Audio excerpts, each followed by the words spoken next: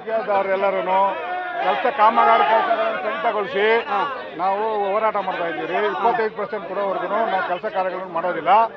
BBMP ಆಯುಕ್ತರು ಇದರ ವಿರುದ್ಧ ಹೋರಾಟ ಮಾಡ್ತಾ ಇದ್ದೀರಿ. BBMP ಆಯುಕ್ತರು ನಾವು 25% ದುಡ್ಡು ಕೇಳಿದ್ರೆ ನೀವೇನು ಬೇಕಾದ್ರೂ ಮಾಡ್ಕೊಳ್ಳಿ, ಸ್ಟ್ರೈಕನ್ನು ಮಾಡ್ಕೊಳ್ಳಿ, ಏನಾರ ಮಾಡ್ಕೊಳ್ಳಿ, ನಾವು ಕೊಡೋದಿಲ್ಲ ಅಂತೇಳಿ ಉಡಾಪೆ ಉತ್ತರ ಕೊಡ್ತಾ ಇದ್ದಾರೆ.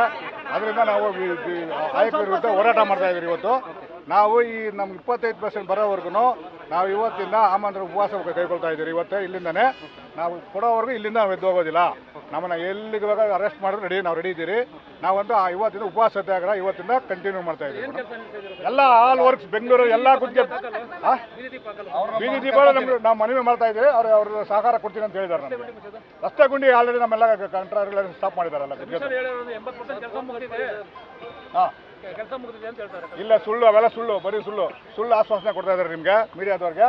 ಬೆಂಗಳೂರಲ್ಲಿ ಎಲ್ಲ ಪಾಟ್ಗಳಸಲ್ಲ ಅದೇ ಥರ ಬಿದ್ದಿದೆ, ಗುಂಡಿ ಬಿದ್ದಿದೆ. ಈಗ ಹಬ್ಬ ಇದೆ ಆದ್ರೂ ಗುಂಡಿ ಬಿದ್ದಿದೆ. ಯಾವ ಗುತ್ತಿಗೆದಾರರು ಗುಂಡಿ ಕೆಲಸ ಕಾರ್ಯಗಳು ಮಾಡ್ತಾ ಇಲ್ಲ. ಎಲ್ಲ ನಾವು ಇವತ್ತಿಂದ ಸ್ಟಾಪ್ ಮಾಡಿದ್ವಿ, ಬೆಳಗ್ಗೆಯಿಂದ ಸ್ಟಾಪ್ ಮಾಡಿದ್ರಿ. ಇವತ್ತಿಂದ ಎಲ್ಲ ಕೆಲಸ ಕಾರ್ಯಗಳು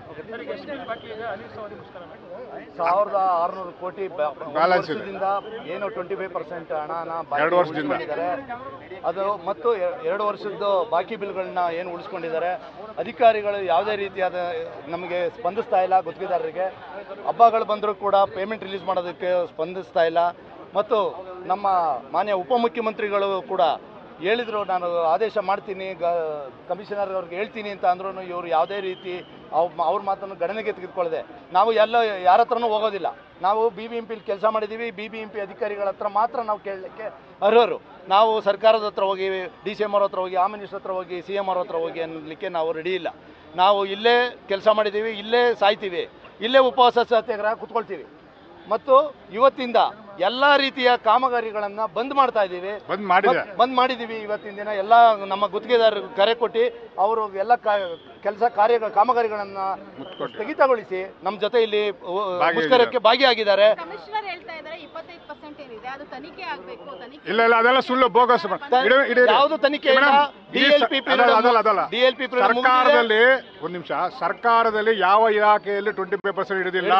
ಓನ್ಲಿ BBMPಯಲ್ಲಿ ಮಾತ್ರ. ಕರ್ನಾಟಕ ಸರ್ಕಾರದ ಯಾವುದೇ ಇಲಾಖೆಯಲ್ಲೂ ಇಲ್ಲ.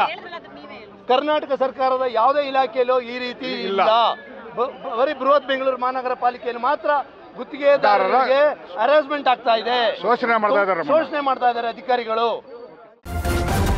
ನ್ಯೂಸ್ ಫಸ್ಟ್, ನಿರ್ಭೀತಿಯಿಂದ ನಿಮ್ಮ ಪರವಾಗಿ.